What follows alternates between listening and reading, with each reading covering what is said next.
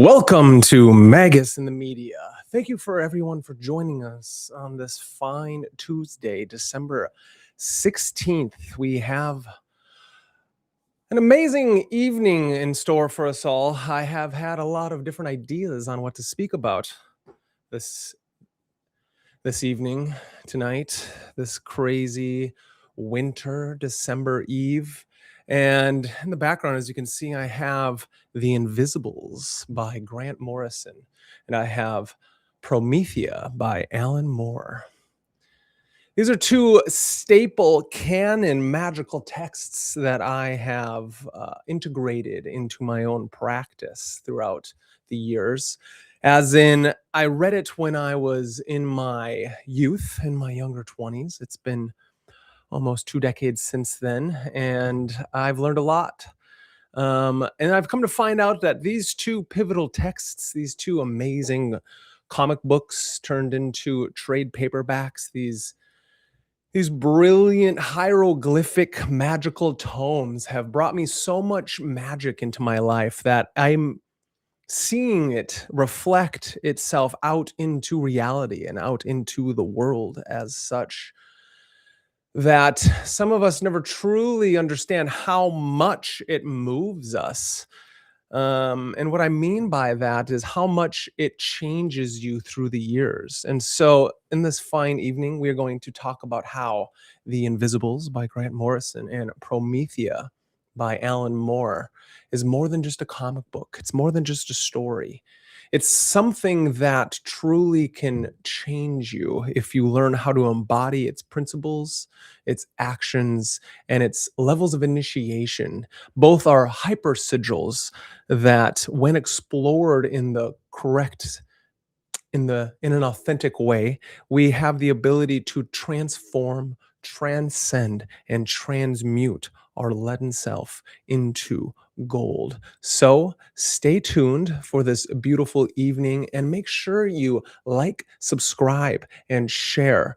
It really helps everything we do. We're building this community. There's a beautiful occult, esoteric, philosophical, mythological, anime, comic book, film, literature. There's a vast stream of individuals out there who are looking for a place to be, looking for a way to ground themselves, find new terrain and new places to be in the world, in this fallen world that we all are finding ourselves in. So we are going to do just that. So here we go on this evening.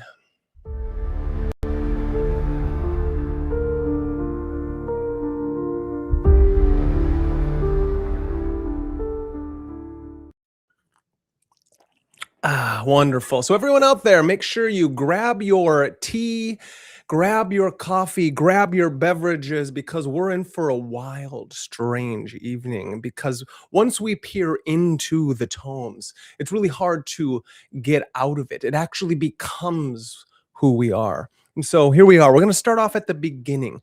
Why did I put these certain images and these certain symbols, these certain characters onto the thumbnail? Am I just trying to grab certain people out there? Am I trying to push them into this video, or am I trying to tell you exactly what we're going to do? We have JJK, the great Satru Gojo, at the very middle. Interesting enough, Jujutsu Kaisen is a story about sorcerers, individuals who have the ability to tap into their cursed energy and have the ability to then use that cursed energy, that power, to be able to do vast many things. And then you have, on the other hand, the mundane world that they live in, users who just, individuals, regular people who just emote. They just emote curses. They just emote emotions. These uninitiated individuals out there. And that's just the normal everyday you and I, is really what it is. That, that, is just going about their day, not really understanding, not seeing and reading between the lines, not having the ability to see the myth that lives within everything, read the energies, or take that little bit of that little bit of pressure, that little bit of emotiveness that really comes from having an understanding of the situations around you. Understanding that your perception isn't something that is objective and true in and of itself, but it is a model that we experience reality through. And that model, we have the ability to, once we tap into the magical perception, just like in Jujutsu Kaisen, you get these cursed energy users. They go into a school that's designed just for them to be able to hone their practice, but at the same time go out into the world and protect and save people. To exercise the curses that are around, or to, kill, or whatever it is that, these sorcerers have to do to these cursed, these demons, these curses. You can't kill a curse, so to speak, but what you can do is you can make it go away. And just like that, why is that important? Well, Satoru Gojo is the superhuman. He is the Superman. He is the Goku of that universe. He is the Almighty One. The Naruto in his own right, even though that's Yuji Itadori, but the higher ascended master who's here to teach others. So he is the Jiraiya-like character, the Obi-Wan of that world. Yet he is the strongest around, and he did that because, yes, he had the genetics for it, and he had a family lineage, but he also went through a lot of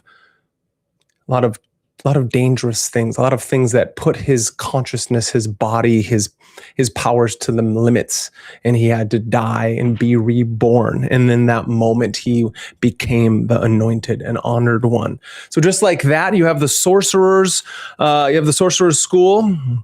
And just like that, we can move into the Invisibles and Promethea. And why are those two stories so important for our adventures into understanding? So why they are is on the thumbnail, you can see on the left-hand side, you have Promethea herself, the embodiment of the high priestess, the embodiment of the warrior goddess, the embodiment of Binah, the third Sephirah.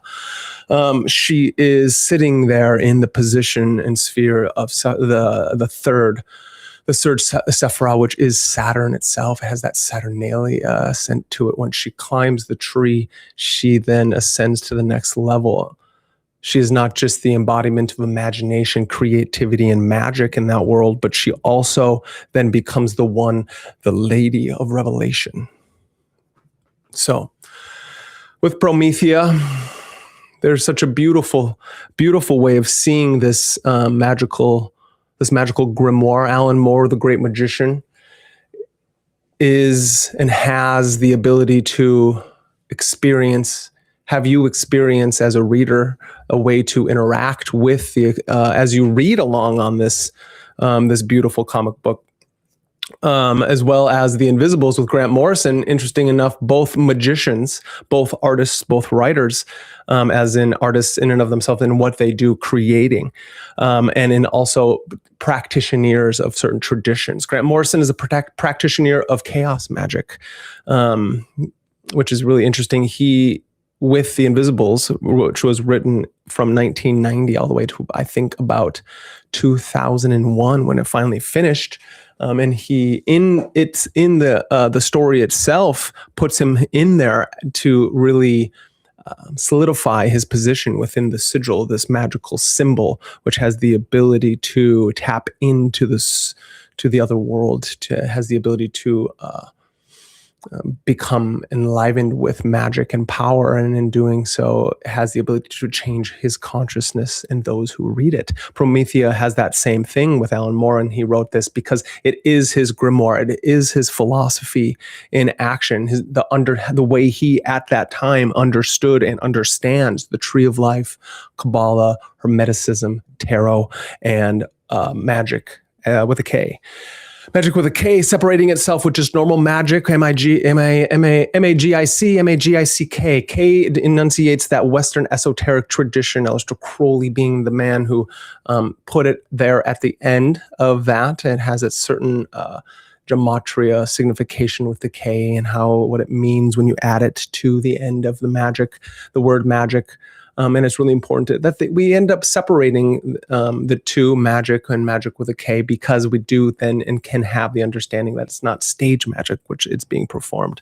And if you want to have a good understanding of the differences and similarities of stage magic and magic, the magical practice throughout the adeptship of the ages, you can go. I have a video out there which I show those similarities and differences based upon the movie The Prestige, which is a brilliant movie, as well as the movie Now You See Me, which is a little more hokey and corny, but nonetheless, it gives us a good understanding of the illusion of not only magic itself, but stage magic, and the illusion breaking of the Western esoteric tradition magical systems. So why now? As we're revving up into having understanding of why now. And what I mean by now is, why today, on this day in the dead of winter, as Demeter has gone away mourning her daughter, mourning Persephone, because she has been stolen away into the underworld. Just like all of us, we must pack our things away, because the sun doesn't come out as much anymore in the winter and everything dies. Everything has been protected. And as Persephone is into the underworld, just like us all, we must have the ability to walk out of that underworld. What does that mean? Why these stories? What I'm trying to get at is we live in a wild and insane world. This world is continually trying to tell you who to be, what to think, what to say, how to live. And I think not all of that is bad. It's important that we all have a good understanding of how to live, how to protect ourselves, how to survive in communities and cities and towns and countries and different things like that. But at the same time, it almost feels like there's something that has been stolen from us as an individual, in a philosophical way, in a way of our inheritance as individuals in this world, that maybe we're not being told exactly what's going on at all times. And the moment we have the ability to finally question these things and break ourselves free initially in accepting the call to adventure is when we can have the ability to ask different questions. Because at first we have the ability to say, well, I see that politics is lying to me. I see my governments may not be able to be trusted at all times. The corporations have a higher agenda. Maybe even the individuals in your own circles are seeming to have their own critiques or ways of living that you don't quite agree with. And I think that that's okay. But once we have the ability to accept the call to adventure, like what happens in these two stories, and we can see a different world out there, a more magical world, where you can take back your gold. You can take back that magic within you. You can remember, as Plato would say. He continually talked about his understanding of knowledge, his theory of the forms isn't something like most people would think of it as, but it's something called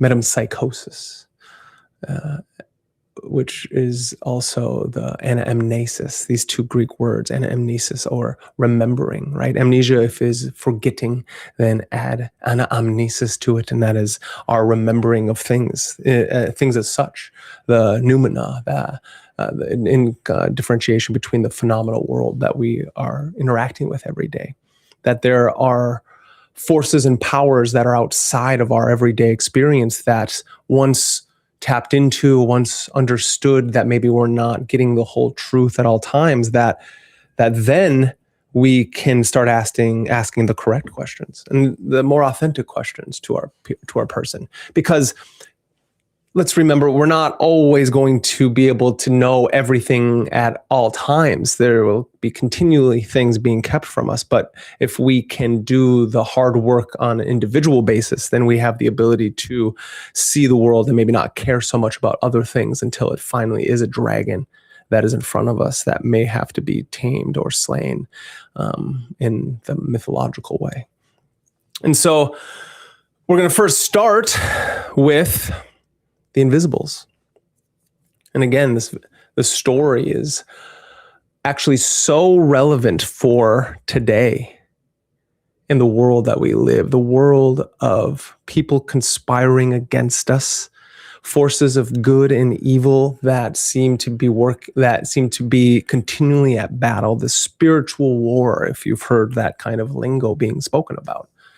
Because in this story, you get a young lad by the name of Jack, and he is a little more chaotic. And you have King Mob is one of the main characters. So Jack is just a normal student having a normal everyday life. He's rebelling against the system, doing it in a very chaotic way. Lighting cars on fire, talking back to his teacher, throwing graffiti on things. And what I mean by cars on fire is he's throwing Molotov cocktails at cars, right? So this is based in England at the time, in British, in the area, in Europe. And what's interesting about it is that him, like all of us, those who have questioned things and don't quite like maybe how the tradition that you see is doing, or what they're telling us what to do, but at the same time, you're following an easy path which is fraught with hardships, and it doesn't have to be that way. So Jack Frost gets interacted with by a gentleman by the name of King Mob. His name is also Gideon Stargrave. He has many aliases, but really what's going on is that they want to recruit this Jack. For what reasons? They want to recruit him because he seems to be the next invisible, the next individual that becomes a part of this great battle between good and evil. Why is that important? Well, in this story, in this world, good and evil, it's a mixture. The story is a mixture of assassins. The fighting in this way is a very it's a dualistic battle between the forces of light, or the invisibles, versus the establishment. The establishment is being backed by these archonic characters that are very Lovecraftian. They are the Archons. They are the Cthulhu, the Yog-Sothoth, these different ancient old ones that are trying to come back into our world. And so you have the invisibles, which go around in cells of 5, because there are 5 in this system. There are 5 elements, which we have in the Western esoteric tradition with the fire, water, earth, air. And then the 5th element on the top of the pentagram is obviously spirit. And Jack plays that spirit character as he is entering into this. And then it's not an easygoing thing with him, because what he ends up doing is rebelling even against the invisibles, because he's such a chaotic young person who doesn't really want to conform to everyday society. Nor does he want to conform to these crazy individuals that actually just saved him from being taken in by the forces of evil, which run themselves through governmental systems, the police at that time, as well as different men in black type of black op departments that are doing a bunch of different things. And why I love this story so much is when you read it, you can kind of fall into that character of Jack. And the story, the plot is fascinating. It's a complex and wild ride, so you get this. So the invisibles are technically working for the Invisible College, right? They're a secret organization battling physically, like lots of cool martial arts and gunfights and different things like that. But they're also having psychic battles against those who want to oppress them. They use time travel, meditation, magic, and lots of physical violence to get their way. And I'm not condoning that, but that's definitely what happens. And for the most of this series, the leader is this King Mob character. King Mob, interesting enough, is Grant Morrison's character. He looks exactly like Grant Morrison, bald and wears all black and does these things, but he's a writer in there who breaks himself free from the matrix, so to speak. And so what's interesting is that the Invisibles are... This story is, one could say, how the Wachowskis wrote The Matrix. In The Matrix, it is definitely a cyberpunk story, right? You are locked into a computer simulated AI system because the robots broke through, the robots took over, and now you have a chosen one motif of a person breaking themselves free from their sleep, the normal world. And upon doing so, their whole world gets turned upside down. And that's Neo, Mr. Anderson, being taken in by Morpheus. And so in the Invisibles, instead, the Neo-like character is this Jack, this young boy. Morpheus's character is going to be like your King Mob, the Grant Morrison character in this story. And then you get there, with King Mob, you get 3 other main characters that are a part of this. Interesting enough, character by the name of Lord Fanny, who is a Brazilian transgendered shaman. Interesting enough, done really well. You really get to see that character and the different sides that they play. Both in their Brazilian shamanic magical structures and how that person became who they are. I think it's done very tastefully, interesting enough. And so the other character we get, Boy, is a former member of the NYPD. Boy, interesting enough, is a Black woman. And so the different motifs that really play out with her character are quite fascinating. The other one is Ragged Robin. That's King Mob's love interest, and she is a psychic, telepathic, mysterious individual with a past that we don't really know what's going on. And then the young boy by the name of Jack Frost, which he's from, he's from Liverpool, and he technically is to become the next Buddha, which is going to help save the world. And in this, you get the motif of when the world must be saved, that it must be saved by 2012, interesting enough. And so you really got to ask yourself, was 2012 a time frame in our own world that we were being pushed to believe is going to be this massive change in everything, and yet nothing happened? And then you got to ask yourself, would I even know if it happened? Because consciousness is such a mysterious thing. The awareness, intentionality, what is it? And would you know if your mind has been wiped anyway? And then everything that is happening after this time period is such a mysterious phenomena that as the world gets crazier, as we move into a digital technocracy, and as it seems that this left-right dichotomy is playing games with our very freedoms and being very oppressive, because both sides are framing this war against each other, and yet the people at the top of the chessboard are all family and friends. And so that's where we really start to try to understand something else than the everyday experience that we have. We must understand that magical occult, the magical world, the occult history, the esoteric practices that help break you free from the matrix, break you free from the simulation, so you see these 2 different worlds. So as Jack Frost moves along in his journey, he comes across different characters, right?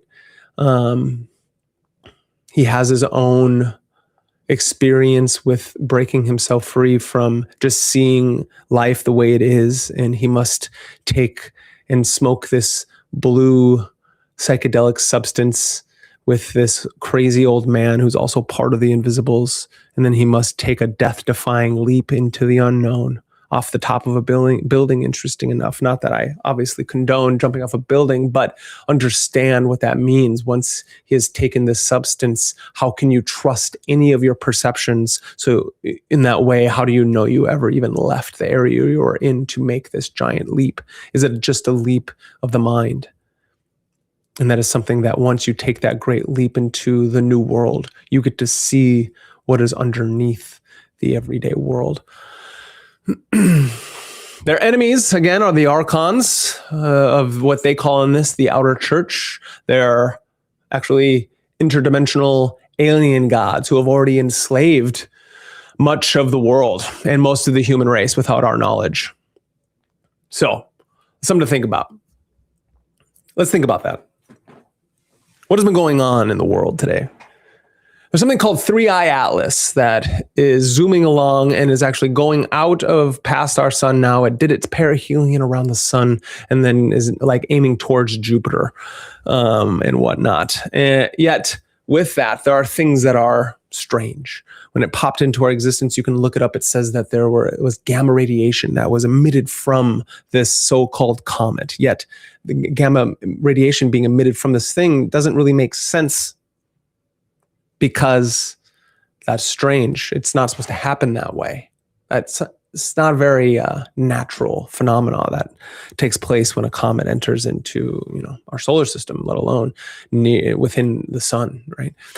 As long as that, there are other crazy things that happened that once it went around the sun and it took off, two other strange, unidentified comet-like objects were zooming past and just appeared out of nowhere, just kind of popped into place. And so anyway, I'm not an astrophysicist, but the idea is to think like, if I can't trust what's coming out of mainstream media, if I can't trust what my government is saying, nor not even being able to trust my own perceptions of my everyday experience, because the way my nervous system is tuned, as well as the signs and symbols that that takes in, and my own unconscious predilections towards understanding the world, those have been kind of programmed into me by birth and by my surroundings, both nature and nurture, that my perceptions aren't absolute, and that I'm only viewing reality through models of experience. Well, then how can I ever imagine to know what's going on around our solar system? And when certain crazy objects show up and no one is talking about it, it's just here and there. We hear about it with Avi Loeb on Joe Rogan, or you get to see it through certain YouTubers out there that are doing fantastic job really helping us understand what might be happening. Then we must then ask these questions, and we must get back to what they call first principles. First principles really strips things down to its base structures and tries to ask in a very Socratic method what and why and where and how come. The base questions of trying to understand the everyday world. And so we must do that with the solar system, with me walking around every day, with maybe there are interdimensional aliens out there who have actually enslaved the human race, weirdly enough, and are using the establishment, the techno-oligarchy in our world and in that world, using every three-lettered agency and then taking on useful idiots and pawns in the world, that using them either emotionally or actually taking over their bodies to be able to do certain things, to get into certain places and to then brainwash more people. That maybe it's not as bad as that. Maybe that's just a metaphor for our experience. But on the opposite end, what do you do in a world like that? What do you do when you are made to believe that your vote matters, or your your money and taxes matter because we must then give it to everybody else, or, don't worry if you vote for only these people on either side, that if you try to vote for a third party, that you're not doing your due diligence as a civilian in the world. But and then you must ask the questions back at yourself by looking in the mirror and being all like, well, what are the things that I take for granted on a day-to-day basis? Well, what do I do? Well, then I must sit and I must analyze. I must coagulate, solve this. I must be able to burn away the dead ash of my own mind and of the things that aren't suiting me with my body, and then take it to your prayers or your meditation or your magical practice, or in your contemplative practice, your reflections. Because yoga comes in a lot of forms. The great contemplative mythologist Joseph Campbell, when asked by Alan Watts, the Zen doctor of divinity, the New Age guru of that time, yet a man who spoke about Eastern mysticism with such elegance and grace and was a huge part of my own journey. When asked Joseph Campbell what yoga did he practice, he kind of laughed at him and was all like, well, actually, I don't practice any form of yoga, I guess, unless you call the art of using the highlighter and pen, because of how much he read and studied. That, interesting enough, then with the Invisibles in this group, they perform magic. They study and practice martial arts. They do mysticism. They have a meditation practice. They have a way of transcending their current self, and then they go into the world, and yes, they have their own kind of superpowers, own way of being more than human. Yet and then would say, like, we don't have that in this world. But I would also say that that's not true. That just because you don't see it doesn't mean it's not there. And you can see it when you look at the great athletes of the world, or the great musicians, the great artists, or in your everyday experience when something amazing happens and you defy your own limitations. What am I getting at here?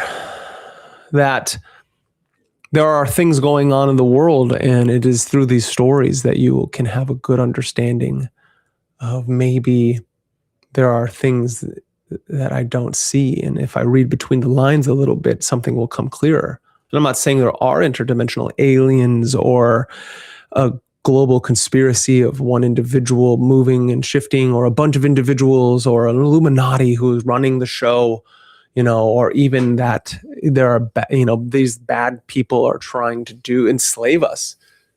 But in this world that we live in, there are things happening beneath our eyes, beneath our feet, beneath our fingers, that is out in the open. And if you look through the right channels, it kind of makes itself clear. And because of reading these great texts, these great grimoires, like currently the Invisibles, you can kind of reflect on those things, this mythology of the dualistic nature of the universe, of Manichaeism, this Persian religion in the past with their great prophet Mani, or the Zoroastrian religion of their dualism of Ahura Mazda versus Ahriman, that this back and forth between the forces of good and evil is the same back and forth of good and evil that lies within the own minds and hearts of man. That we don't actually have to look out in the world to see anything, because that doesn't really do us any good. I love listening to everything that's going on in the world, because maybe it's not doing me any good on one level, but it is on another. It's helping me understand. It's helping me understand that I actually have power, and I have a place in all of this, and that all these talking heads, no matter on what side of the aisle it is, that they can speak, and then I can learn, and then I can then go back into the world. And as long as I have my practice have my study, and I grind and I train for the demons and dragons before me, that as I take them out one by one, my own mental constructs, my own blockages, then hopefully the world becomes a little lighter. And I do need to, interesting enough, from this great man, Devlin, thank you. Watch Neon Genesis Evangelion. I'm describing it. Beautiful. Actually, this really good man gave me the Blu-ray to watch, and so that will be happening soon. And I do appreciate getting the Blu-ray to be able to watch it, and I am quite excited. And then we will do a video essay on it, and I will talk about it on stream. So it's always like a band of misfits, right? In these stories, the Invisibles are a band of misfits. They're everything and an ace of spades. They're rebels who fight against the system and raging against the machine, even though Rage Against the Machine are a bunch of cop-out wusses, you know? It's interesting, that side note of Rage Against the Machine. They're the same individuals who are getting paid by the machine to rage against it. And that's what I mean, is like, can we see these motifs of these individuals being paid, and it may be organic and they have great music, and yet where are they today? I know they're old men, so maybe that's the excuse, and I'm okay with that. They've made their money, they've gone their way, but those songs mean more today than maybe they even did when they were out in the 90s. That the machine is coming up all around us, and yet these individuals that were raging against it, which in that day and age, they were raging against the Republican, conservative, Christian right, rightfully so. They be burning witches all the time, you know? Not all of the individuals that claim to be in that ideological spin or Christian or whatever it is, because these things are beautiful. And I think they're really important. Religions are really important. But the idea of trying to control everything so much and deeming everything that they don't understand to be harmful, I think is then what the rebellious the ragers against the machine were trying to say, is like, my freedom of speech is important. You can't tell me what to think or say, you know. I'm not going to do, F you, I'm not going to do what you tell me, and then let go. And those are important, but where are they today? Seems like they've been psyoped, co-opted against the free thinkers, because free thinkers, magicians, mystics, artists of all kinds don't rely on either side of the gun, which is again the Hegelian dialectic, the us versus them, the left versus right. This is nonsense. This is nonsense because it's never left versus right. It's always oppressed versus the oppressor, right? But it's not like a communistic thing. It's you either are for freedom and individual rights that are divine rights, or you're not, and you think you can control everybody because you know better. And so I think that's the game that we're always fighting against. And that's the game that the Invisibles are trying to tell us. And it's the same thing that even in Promethea, we're trying to understand in that as well, because there are those who are trying to control and those who are trying to fight back against that control.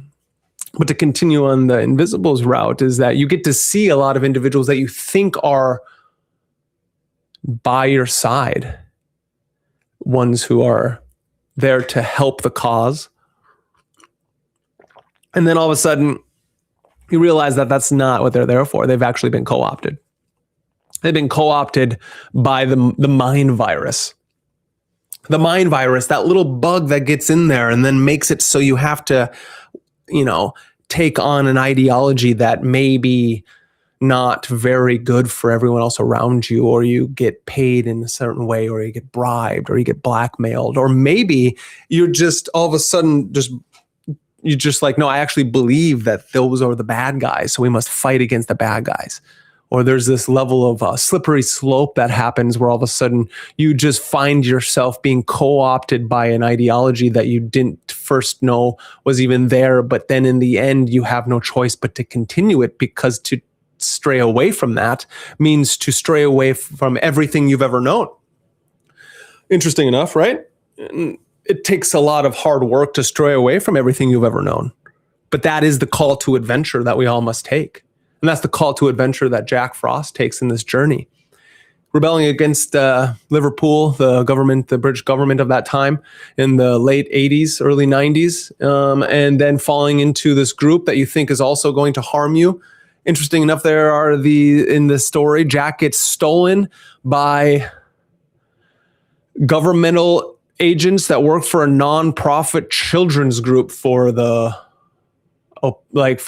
unruly children. Because of whatever he did, the car he blew up or the graffiti he wrote on the thing, he ended up having to go to court, and the court was like, you know what? You're an unruly child. You know what you need to do? You need to go to this institution that's this beautiful nonprofit, and they're going to be able to change you. They're going to be able to show you the way. And in showing you the way, maybe, just maybe, you'll make it out alive. Interesting enough, right? What does that sound like to you?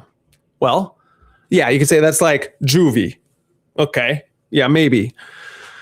But in this story, it's not. It's a nonprofit that he goes to that's there to help rehabilitate the youth. He goes, and he realizes that there's more going on to those youth than what he wants. In our everyday world, the human trafficking is this taboo subject that doesn't get really brought up in everyday conversation, yet we all know it happens.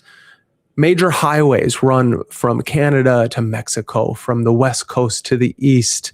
People are living on it. You see people every day, but you may not realize how much is happening in between in the darkness.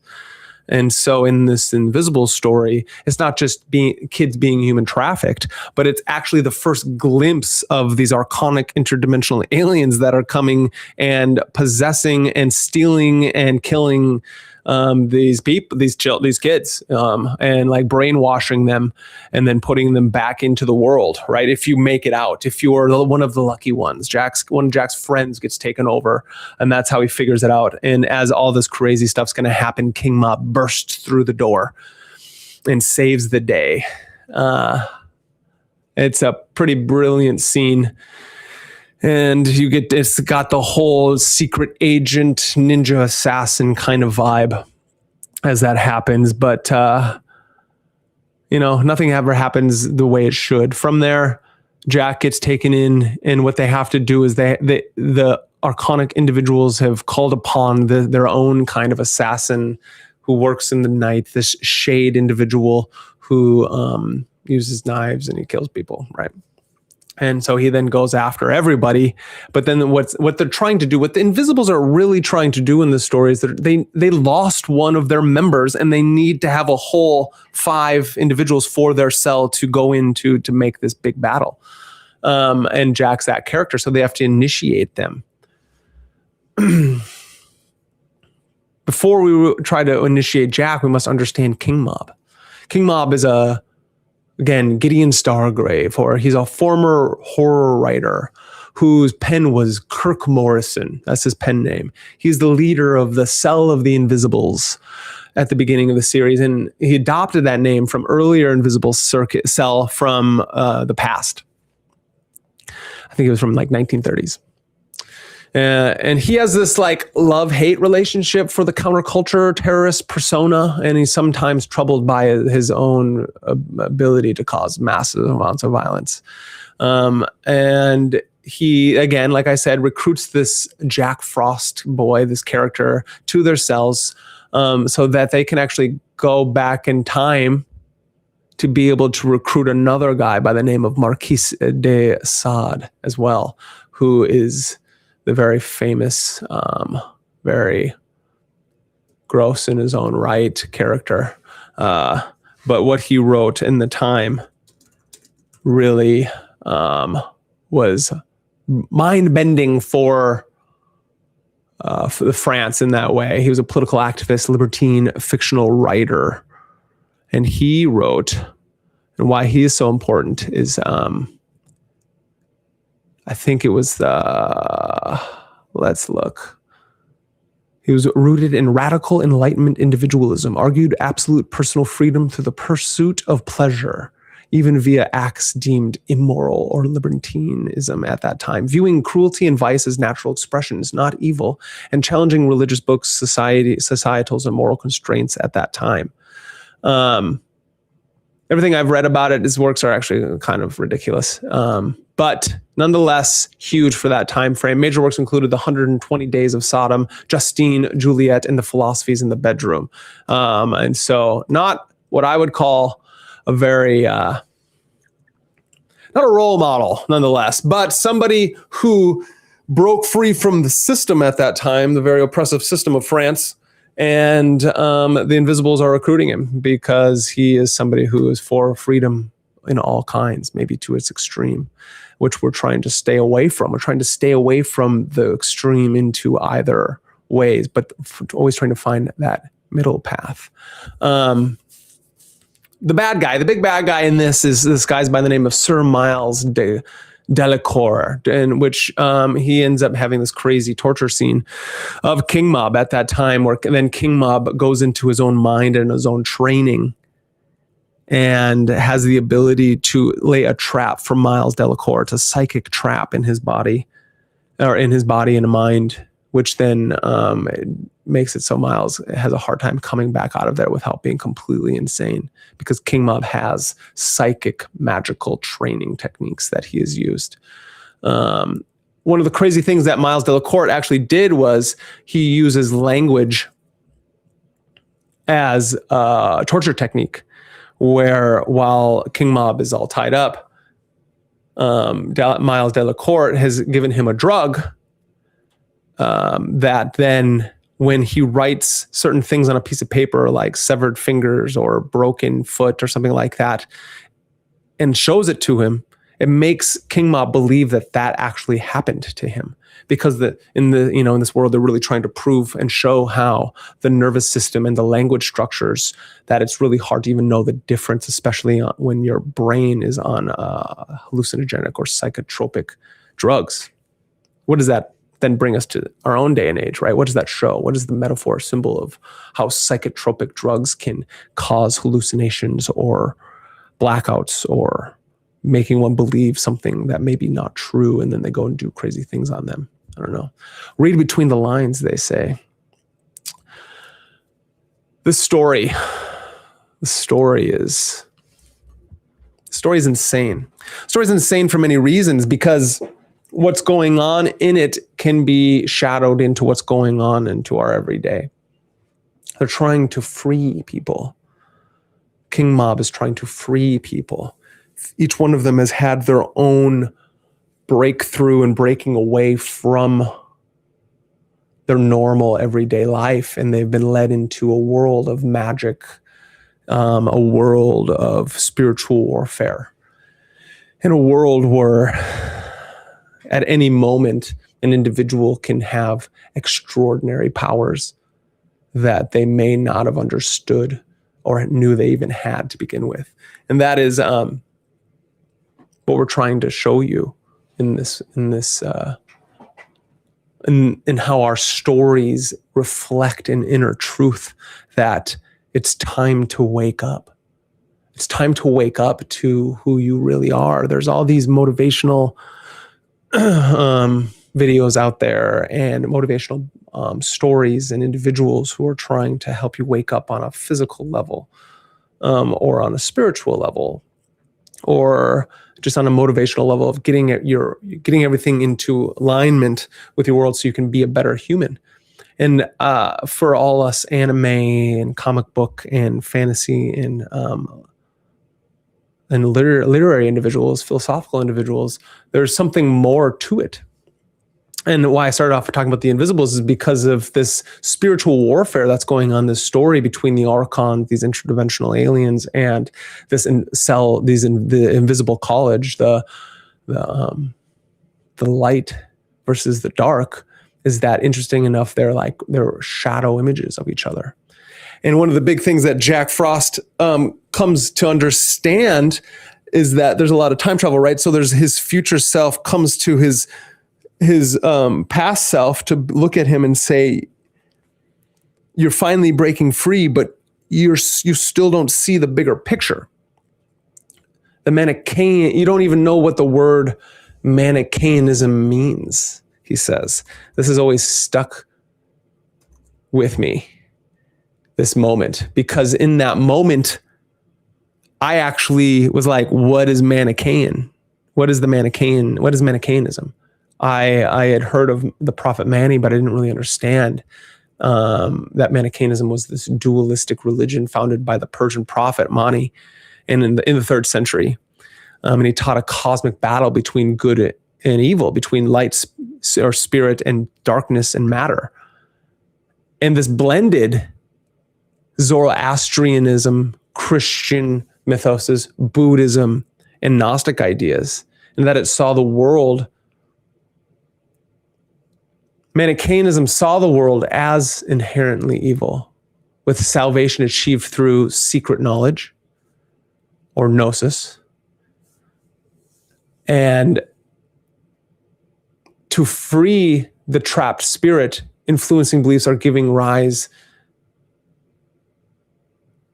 through actual embodied practice, that you can have gnosis, that you can have a divine experience yourself, and you don't need anybody in between you to do so.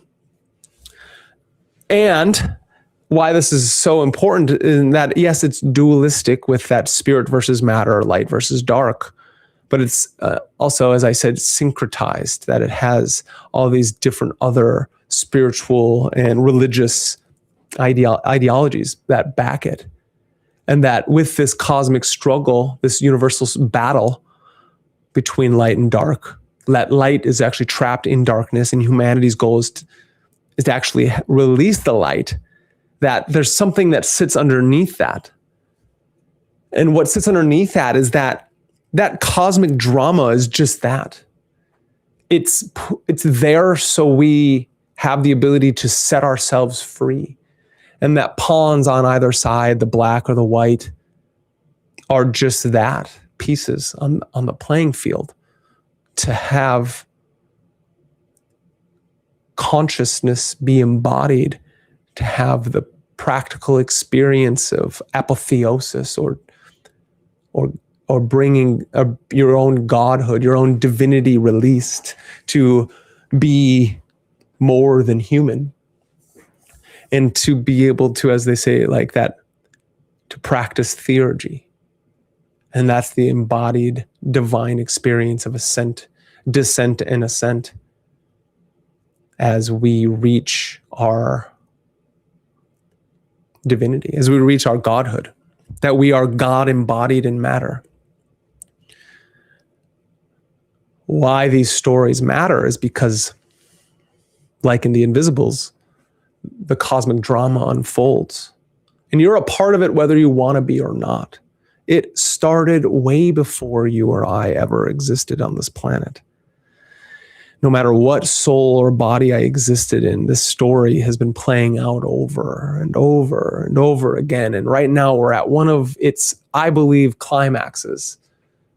We are going through something right now that has been planned not just by the overlords, right? The techno oligarchs or the monarchy or, the people running the White House or the Illuminati, right? I'm not saying that. Because as the great Buckminster Fuller stated that, and Alan Moore himself stated that there is a great ship being run, but no one's at the helm. And I think that's important because the idea of that metaphor, that no one being at the helm of the great spaceship called Earth, is that you must take the helm. Timothy Leary stated he stated it wrong at first. Tune in, turn on, and drop out.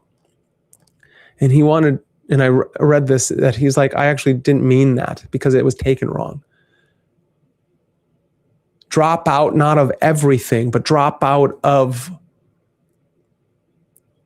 what everyone else wants you to be and drop into who you are. Drop into authenticity. Drop out of the oppressive nature of your own ego and drop into the divine master within. And it's not some woo-woo divine master, you're a spiritual being, you are a star seed and all this bullshit. But really, you are more than you know. And it's going to take a lot of hard work to work your way through it. We see in the Invisibles, this great cosmic war is played out amongst the Invisible College and the archonic powers that are in control, using the ABC and 1, 2, 3s at all times. But that's the divine drama unfolding. That's how stories work, is how do you create superheroes? Something great, some kind of suffering. You must witness and bear witness to suffering. That's how the Buddha did it, right? He bore witness to suffering, and he saw it in many different ways. They tried to hide it from him because they knew if he saw that suffering that went on around them, it was foretold that he would walk away from his kingdom, his kingship, walk away from being a ruler of that time. And he would, instead of being a ruler, he would be the one who is awake. That's what Buddha means, right? The one who is awake. And that's just what happened. It didn't work out to not show him the suffering of the world. It still happened. He still saw it, and he still walked away. Jack Frost became the Buddha in the Invisibles. No matter what he did to run away from his destiny, it still happened, because some things are written in the stars and you can't get away from it. It may not happen exactly right on time when maybe it should, but eventually in this life or another, these things will happen. You will awake. And we can read certain stories and it would help us see the drama unfold so we don't get trapped inside the left-right dichotomy and understand that you either for good or you're against it. You're either for freedom or you're not. And you can either do something about it or you can just play along. And doing something about it is what we're talking about here in Magus and the Media. I'm here to show you the stories that are playing out in everyday film, literature, drama, anime, in the media of all kinds. But there's magic within everything. And the Invisibles is one of those things that can help you see that magic that underlies it all. The Invisibles is one of those things. And I've carried on about that for almost an hour now. The other thing is Promethea. And there's a lot of modern anime out here that is also telling great stories. And I'm here to highlight those things. But before we get to talking about the modern anime that is doing so, like a Jujutsu Kaisen, like a Demon Slayer, Full Metal Alchemist, and the like, right? Kagurobachi is another one out there that I can be continuing to talk about. Promethea is brilliant because it truly shows you the magic. Doesn't have as much chaos as is in the Invisibles. It's so chaotic, the Invisibles, left and right, as in like all over the place, not politically, all over the place. Crazy things happen, and you get this secret agent man and this group of 5 trying to fight this great battle of good and evil. And you see magical techniques, and you see like people breaking free from being brainwashed, and psychic battles, hand-to-hand battles. But in Promethea is different. Promethea is a story about imagination and magic. It seems to be more real than fake, where gods interact with you and they look at you and they stare at you from the page. Hermes, the great Mercury, looks at you and you feel his presence. As Sophie Bangs, the main character, comes to her divineness because she writes a story. Sophie Bangs in Promethea is doing a project for college, and she stumbles upon a bunch of folk tales and folklore about this character by the name of Promethea. Promethea has come along in many different stories, throughout the years. Many different artists and writers have taken on telling these great stories.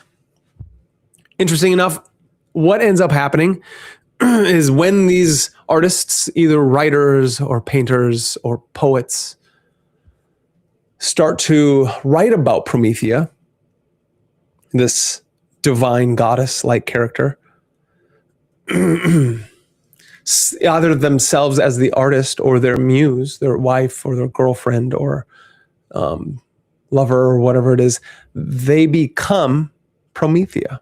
They are using their will and intention and their art to cause change in the world. Magick, the science and art of causing change and conformity to your will. Your will in the world. You get to see that unfold in this beautiful comic book.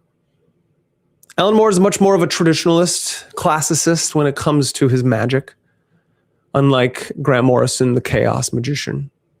There's a great war between these two magicians. It's quite fascinating when these two individuals have caused such change in my own life.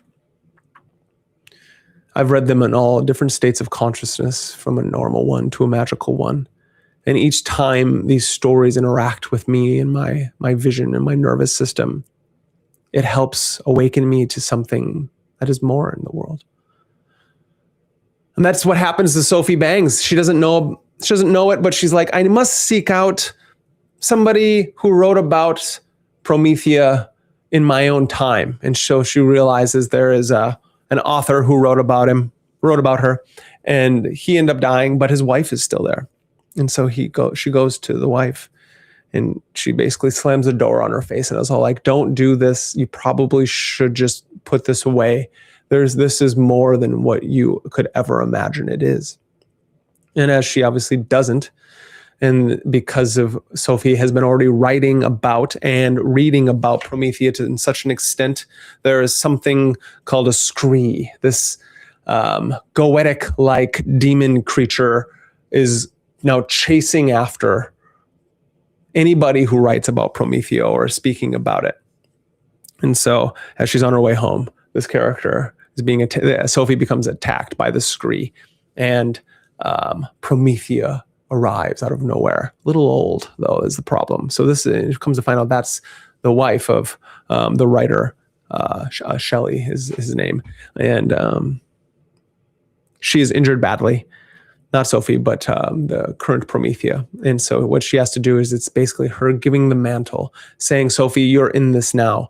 To save us, you must write about her. You must pen in a poetic manner a tale of Promethea in the best way you can. You need to feel it and you need to mean it. And as she writes in a poetic manner about Promethea, what she looks like, what she wears, how she feels, her body starts to change. And then she changes into Promethea, the character. And then she has, as she holds the caduceus, the hermetic staff, the Hermes' staff, she has all these brilliant powers. And she saves the day, and yet the old Promethea ends up passing on. And that's where the story starts. Come to find out that Promethea actually is the daughter of an old mage from Theon from about 100 AD. It sounds much like Hypatia and her father. But the Christian mob comes and attacks the father of Promethea for his blasphemy and heresy. And upon being attacked, he's like, daughter, you must go. Go into the desert and our gods will save you. And what are their gods? They're hermetics. They're hermetic maguses, hermetic philosophers. Their gods are Mercury. Their gods are Hermes and Thoth. And so as Promethea, the first Promethea, walks into the desert, she is taken in by the old gods. Not the archons, but the old gods, the ancient ones, the those of magic and mysticism. It's a beautiful panel. Hermes and Thoth take her in, and they say, you are protected with us. Come along now into the imaginal realm, into the phantasmagoria. And then Promethea is epitomized.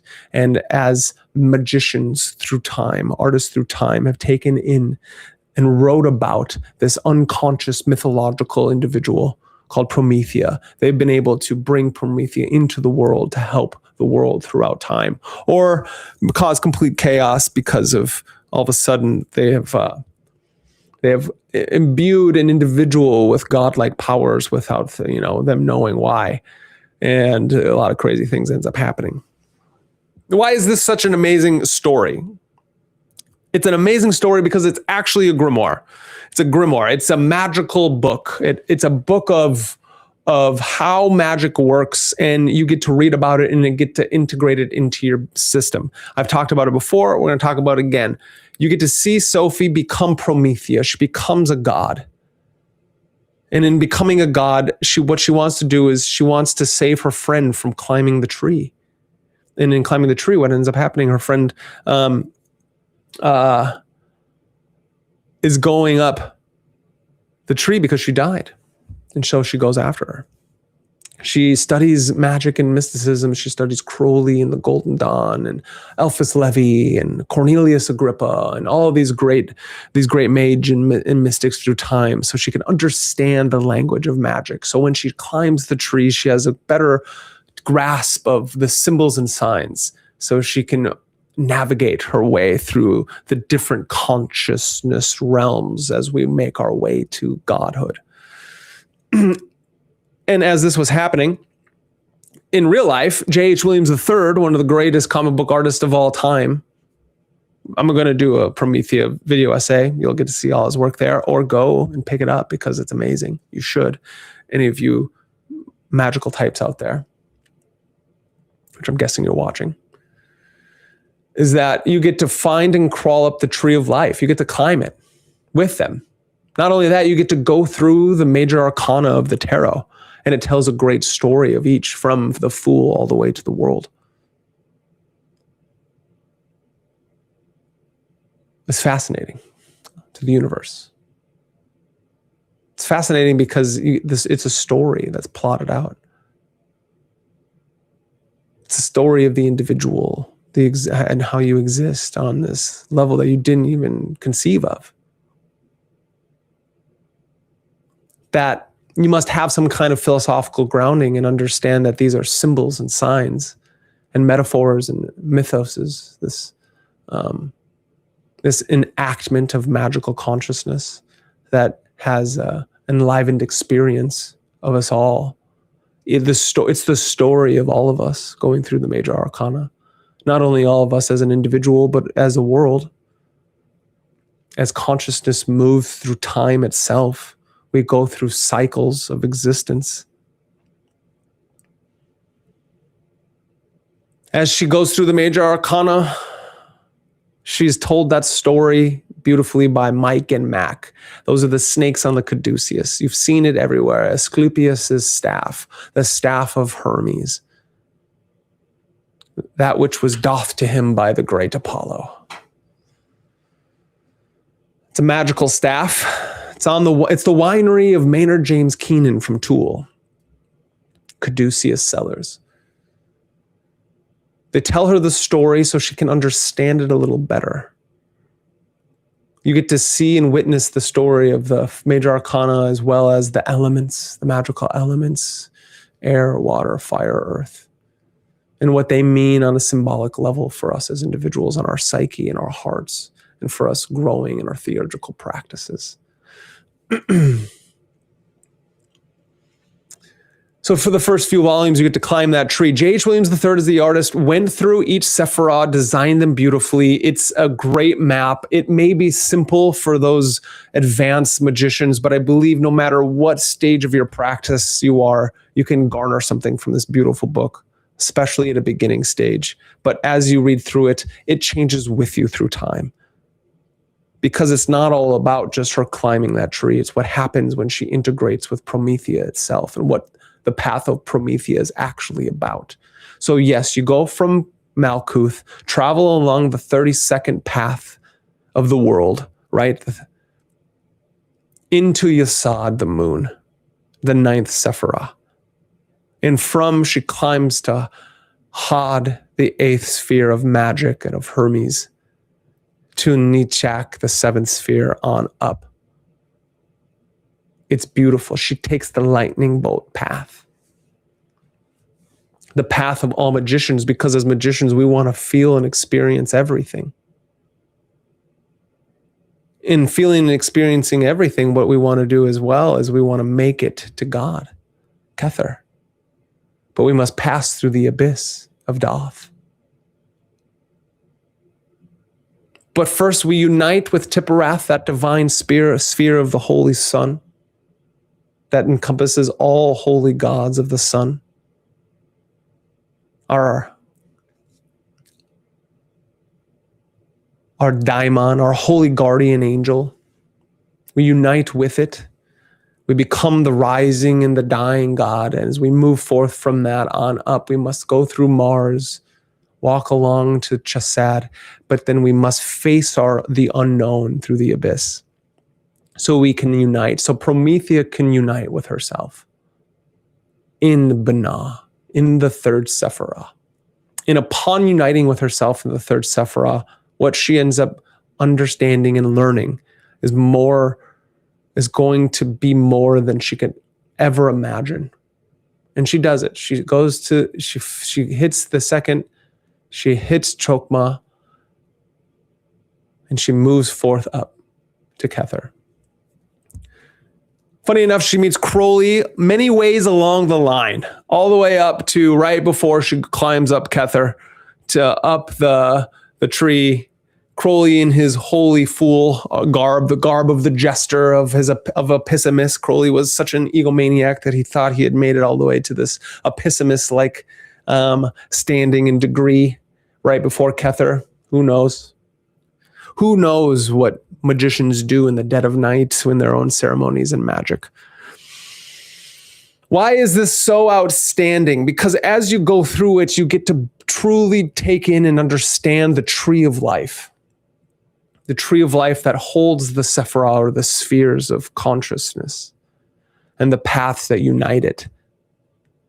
There are 10 spheres and 32 paths of the tree of life. Each path is that of the major arcana. Each sphere, all 10, is one of the 10 court cards of the minor arcana. So you get to truly interact with the Hermetic Kabbalah, the syncretized initiatory system of the Hermetic Order of the Golden Dawn, through this book, Promethea. But once you climb the tree to Kether and unite with divinity, you have a choice. Do you want to stay amongst the all in the infinite, the beauty of consciousness that is everything? Or do you want to be ye serpent or be ye dove, but choose wisely, they say. And in choosing wisely, she enters back into the world. She takes the dove's path back in, and her friend does as well. Her friend's not Promethea, so what she does is she reincarnates. Her friend ends up finding her husband, just as Sophie finds her father, and Promethea unites with her father once more. Because Sophie and Promethea are different individuals. Promethea is her divine God garb that she invokes into her being using writing as the skill. Writing is the skill of the scribe. And so what she does is she comes back into the world, and Promethea must emanatize the escatron. She is here to bring on the end of the world. Doesn't that seem to be an interesting thing, to bring on the end of the world? The evangelical Christian, that's what they want. They want to bring on the end of the world. That's what John Dee was trying to do with his great chain of being and his magical renaissance of that time, being the court mage of Elizabeth. He was also trying to emanatize the escatron. He was trying to bring on the end of the world. not in a way that we see it through Hollywood, but in a different way, because they wanted to bring on the next world. Promethea does that. She comes down, but Sophie makes her go away. She doesn't invoke Promethea anymore because she knows the next time she does, the world must end. What that means isn't the apocalypse is just an unveiling. So the world ending is scary. I think we're going through it today. But the world ending, they don't ever talk about the planet that is reborn from that, the individual that is reborn after the death of the psyche, or the death of that consciousness, and the rebirth, the rising and dying God, the Osiris slain and Osiris risen, the Koiga et Sove, the Philosopher's Stone, and that Holy Grail, all must die in the abyss and in the flames, and from that something new will be reborn, like the phoenix. And so Promethea does that. And it's beautiful because in the end, she does that, yet she sits in a single room telling a single story. And that single story is the same story that we all are talking about. It's that story of you and me sitting down, explaining the great story of the adventure of the hero. That I was born and there were beautiful things and that there were tragic things. People tried to sway me one way or the other, but finally I remembered and I woke up to the story and I took my place in it. That's what Promethea is telling you to do. She's telling you to take your place in the great myth. Find your great myth. Find your own personal myth and understand the great cosmic myth that is continually being laid out before you. You get to witness the tree of life. Walk the tree of life, go through every path and every sephirah. You get to go through the major arcana of the tarot, the magical cards of archetypes. All the archetypes unfolded amongst some, like 78 cards. They're right there. Experience them for yourself. I'm not telling you to go read a book on what the cards mean. What I'm telling you is to find a story of each archetype that really unfolds through time, and you get to experience them together. And then you get to do your own thing with them on your own magical path and not take on anybody else's. And that seems to be at wit's end. It's like, but what are you saying? You're telling me to read The Invisibles or by Grant Morrison, or you're telling me to read Promethea by Alan Moore. Am I not taking on theirs? And what I'm saying is great stories tell a myth of you and me. Not telling you what to do or what to think, but how to unfold in this world of chaos. How to walk like a magician. How to walk like a warrior, like a king, like a queen, like a priest. And how to take on new signs and symbols, how to burn away everything that doesn't serve you, and how to move forward with power. And then how to not be taken over by that power. Lord of the Rings, right?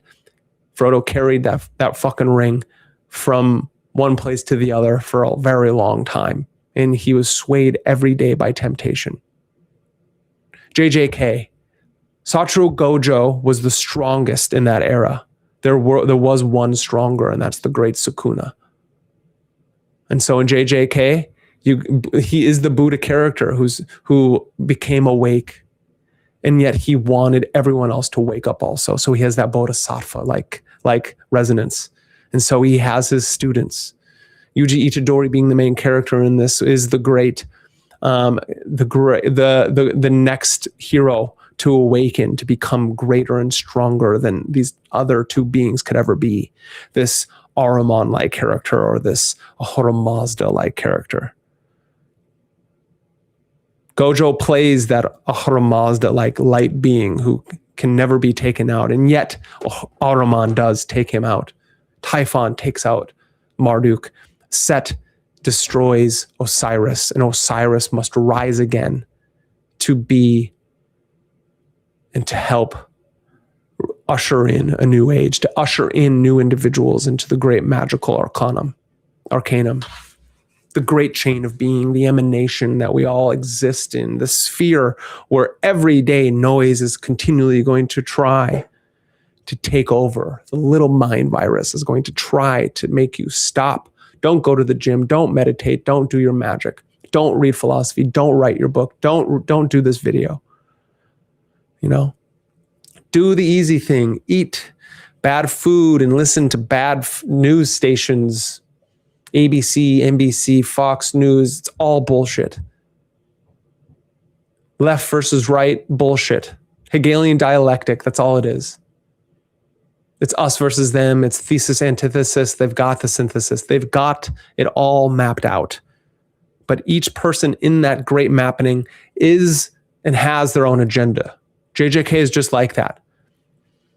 The big bad guy, Kenjaku, is just trying to sow chaos in that world. And he's using these little pieces, but he is superseded by Sukuna, who's got his own measure of power that he has to deal with. And he finds himself so powerful, and yet it doesn't maybe work out for him in the end. Because what ends up happening, you get a team of the good guys who actually have a higher good to live for, and that is to defend humanity itself, to defend the world, and those who cannot protect themselves, those who do not see cursed energy, those who do not have the ability to see curses, but only give off that. And so it's telling a true story, and that true story is to discipline, practice, practice, practice. Prayer, prayer, prayer, Tai Chi, Tai Chi, Tai Chi. One of the great 150-year-old Chinese Tai Chi masters, looking young, smoking a pipe, long white beard, white hair, looking like a badass, sitting up. Asked him, how'd you do it? And that's what he said, Tai Chi, Tai Chi, Tai Chi. And it's not this like new agey whitewashed Tai Chi. It's like, do the practice. There is a lineage. Find the true teachers. Do your kung fu. Do magic. Yeah, listen to what's going on out there amongst the talking heads, no matter what side. Realize that none of them know what's going on. And if they do, they think they have the answers, or they're trying to outsource the answers to something else.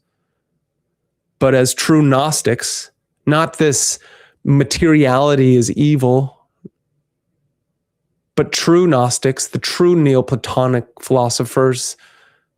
I really, really love Iamblichus and his work, because he was talking in a different way than like a Plotinus or a Porphyry or a Proclus. He was saying materiality isn't evil. The body isn't evil. You don't have to get rid of it. You actually need it for your theurgical integration of the divine and the body, so you can become a god mortal.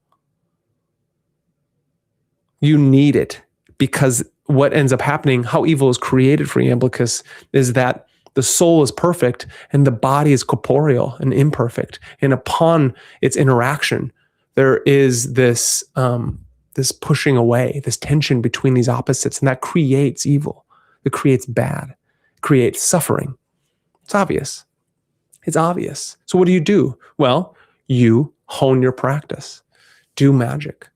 Find whatever that is. There's so many systems out there. Find the one that hones yours. But at the same time, become a warrior. Take on a martial art. Take on an embodied practice. Do something that helps hone that, because you never know. And what you need to understand is that you need to hone your vessel. This holy temple must be purified through the arts of all kinds, the quadrivium, the 7 liberal arts. These are really important. And this is why our world is dying, is because of these arts have been lost. So in Promethea, you get Sophie Bangs, who invokes the divine goddess Promethea, this epitomized individual, this epitomized imaginatory feminine, the embodiment of the divine Mary, and the both divine Marys. She is both virgin and whore. And in doing so, she becomes the one who is to become a revelation, to usher in meditize the escation, to bring on the new world. And this isn't something where every day, the world outside is going to end, like all these people who are fear-mongering it. But what is going on is you must do it to yourself. as in live a good life and change your perspectives and make sure to continually understand that the way you view things is only through a small little hole, and that through a magical perspective, through the ability to continue, you have the ability to see more, to witness more, and that's through gnosis. Or like the invisibles, it's a little different, a little chaotic, that there is this good versus evil, and upon doing so, you realize that this is a divine game that is being played, and yet you must play it. Because either you are fodder or you are a Jedi or a Sith, but who wants to be a stormtrooper, you know? And so it's one of those things that if you have the ability to formulate a community in whatever way you can in that community, each one hones their practice, becomes the best human that they can. And in doing so, that is you working towards being and just not non-being. That we can understand that the invisibles, that you are an invisible, no matter if you like it or not. You are playing for one side or the other, whether you like it or not. And so you might as well see the games that are being played by witnessing the beauty through these stories. And so for everyone watching, to wrap up, I will eventually be doing a full The Invisibles video essay and a full Promethea video essay, really going through each story line by line, as in showing you the beauty of how magic, the mysticism, philosophy, and esotericism emote itself through these two great stories.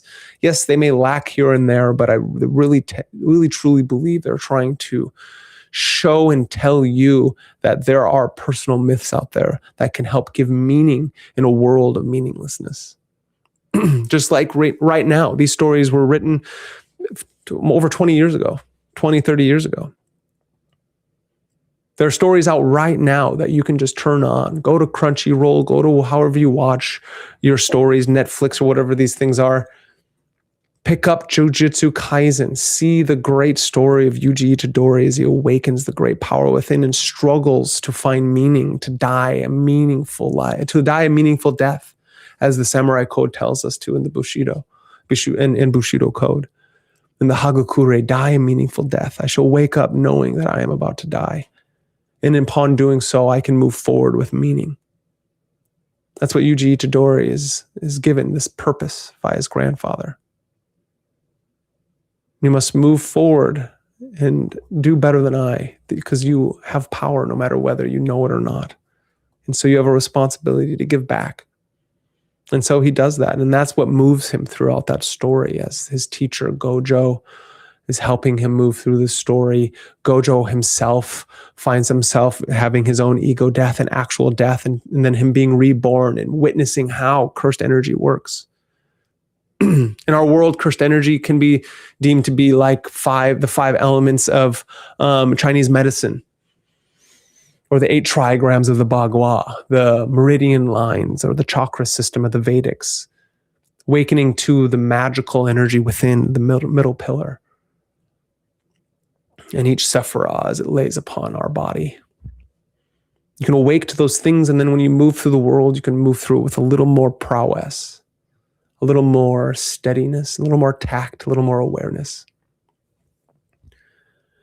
Demon Slayer tells us the story as well. Lord of Mysteries tells us the story as well. Some Lord of Mysteries, you're just dropped into a world and you must understand its system. That there are things that are being hidden from you and it's time to unfold them. In that system, it's the same thing. You get the 9 levels of a Beyonder, right? Which is just like the 10 Sephirah. He moves away from Malkuth through the kingdom or his normal everyday life, and he must move up these paths of the tree of life. And it is all ceremonial magic there. The Western esoteric tradition is how the Beyonders move through. They take potions, they do meditation, mysticism, they become seers, they do these magical acts, and then they make themselves into gods. The higher you get up from 9 to 1, you become a god. And I'm guessing we're going to see what Lord of Mysteries is. I haven't read the web novel yet, but it's one of those stories that is, again, telling you that there's somebody conspiring against you, and it's time to wake up onto what is going on. Demon Slayer is the same way. Become your own Hashira. Awaken your Tanjiro. Awaken Tanjiro as he awakens his breathing techniques, understanding pranayama, breath, chanting, mantra. Use the sword as the intellect, the sword as a weapon. Use it. Learn how to hone it as a practice. And so, to finish up on this fine evening, I'd like to thank everybody as we work our way through the invisibles, as we work our way through Promethea. This is the first time I've talked a whole stream about Promethea and the invisibles, and it's not going to be our last. I will next time give us a little more.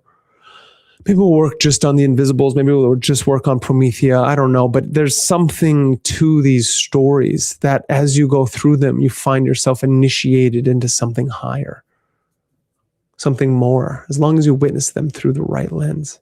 And the right lens is more authentic lens, a magical perspective. And so again, as always, if you like this kind of thing, please make sure to subscribe, like, and share. I appreciate everybody out there that has been there. And make sure you understand that there's only one duty you have, and that's to your soul. It's not to yourself. It's not to your ego. It's not to your persona. It's to that God spark within. That once you understand that there's more to life than just everything that is going on and running around you and the noise and the static, that you have this beauty and you must witness it. That's when we can awaken to this story together. And so I'd like to bid you all adieu and farewell on this fine evening. You have been with Magus in the media, and I hope you had a wonderful evening. And I hope everyone who watches this does as well. Thank you, and good night.